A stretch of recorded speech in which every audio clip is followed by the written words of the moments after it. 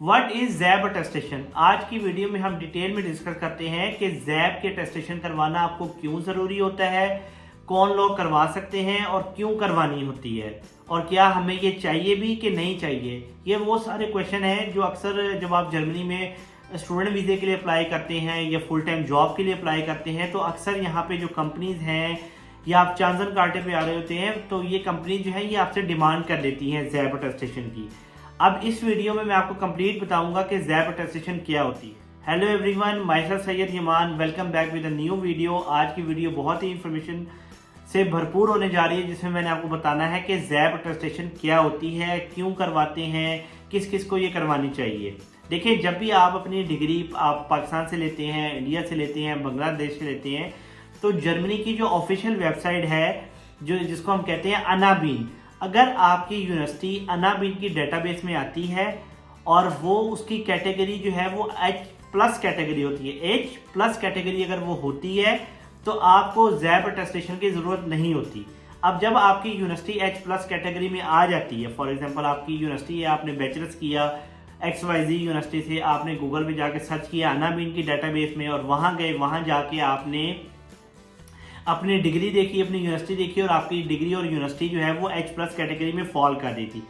इसका मतलब ये है कि आपकी जो डिग्री है वो फुली रिकॉग्नाइज्ड है जर्मनी में। They know what you have did. आपने बैचलर्स किया है इंफॉर्मेटिक के अंदर, कंप्यूटर साइंस में अंदर, या आपने मैकेनिकल इंजीनियरिंग की है, तो आपकी वो डिग्री फुली रिकॉग्नाइज्ड होती है। अब इन सम केसेस क्या होता है कि जैसे ही आपने अपनी वो देखी अनाबीन की डेटाबेस में यूनिवर्सिटी, तो आपने फॉर एग्जांपल वहां से किया हुआ था साइकोलॉजी में बैचलर्स, तो वो कोर्स नहीं आ रहा होता H+ कैटेगरी में। तो उस सूरत हाल में अगर आप जर्मनी में जॉब अप्लाई करते हैं, चांजन कार्टे अप्लाई करते हैं, या इवन कि कुछ स्टूडेंट केसेस में वो जैब की अटेस्टेशन आपसे मांग लेते हैं। ठीक है, ये ज़्यादातर बेसिकली क्या करते हैं कि ये आप इसको कह लें कि ज़्यादातर जो ब्लू कार्ड वाले लोग होते हैं, या जो पाकिस्तान से डायरेक्ट जॉब के ऊपर आते हैं, या वो चांजन कार्टे में आ रहे होते हैं, या वो प्राइवेट यूनिवर्सिटीज़ में अप्लाई करते हैं, या वो लोग फॉर एग्जांपल जिनकी पाकिस्तान में डिग्री HEC से अटेस्ट नहीं हो सकती। आपकी डिग्री जो है आपने डिप्लोमा किया हुआ है, जिसे हम DAE कहते हैं, अगर आपने ये चीज़ें की हुई हैं, वो HEC अटेस्ट उनको नहीं करता,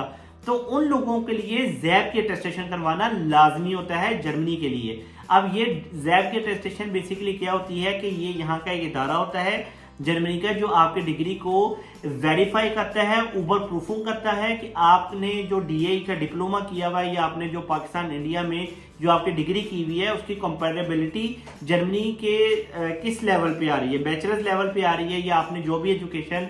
पाकिस्तान में हासिल की होगी, फॉर एग्जांपल आपने नर्सिंग की हुई है, या आपने केमिकल इंजीनियरिंग की हुई है, मैकेनिकल की हुई है, कोई भी शोबे में आपने की हुई है, आपकी वो HEC से वेरिफिकेशन नहीं हुई हुई, या जो इंडिया में जा रहे हैं उनकी वेरिफिकेशन नहीं हुई हुई, तो आपने फिर जैब की अटेस्टेशन करवानी होती है। और ये लोग उसे एवेल्युएट करते हैं, और एवेल्युएशन करने के बाद वो आपको बताते हैं, आपको एक पेपर दे देते हैं कि आपकी जो डिग्री है वो जर्मनी में इस लेवल पे फॉल करती है।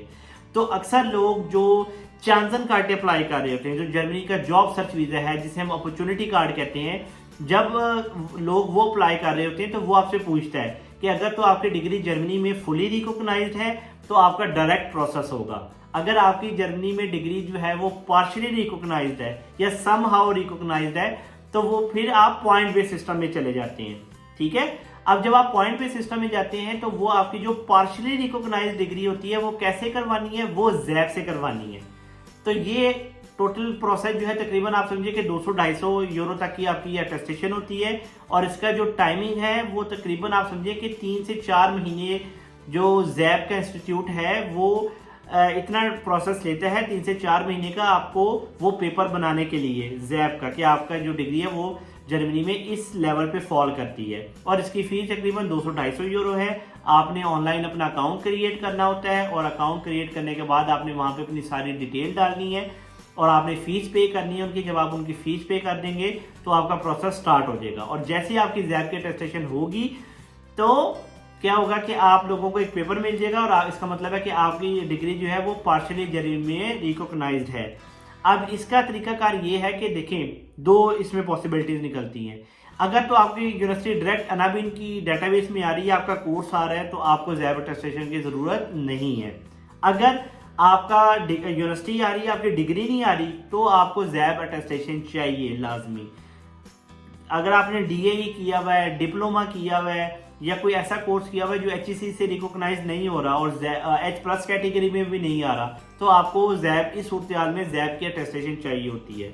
इवन के इन सम केसेस अगर आप जॉब अप्लाई करते हैं पाकिस्तान से या इंडिया से जर्मनी के अंदर, तो बाज़ दफ़ा आपसे कंपनीज ये डिमांड कर लेती हैं, डिमांड ये करती हैं कि आपने अगर वहाँ पे अप्लाई किया, आपका इंटरव्यू हो गया, वो कहते हैं अपने आप डॉक्यूमेंट भेजिए। आप उनको अपने डॉक्यूमेंट भेजते हैं और वो चेक करते हैं अगर तो आपकी यूनिवर्सिटी और आपका कोर्स H+ कैटेगरी अनाबिन के अंदर फॉल कर रहा है तो आपको ज़रूरत नहीं होती जैब अटेस्टेशन की। इन सम केसेस अगर आपका वो कोर्स नहीं मैच कर रहा होता है तो आपको कंपनीज या आप जॉब पे आ रहे हैं तो वो आपको कहते हैं कि आप अपनी डिग्री जो है वो जैब से अटेस्ट करवा के हमें दें। ये अभी एक रिसेंटली वाकया हुआ है मेरे दोस्त के साथ, उसने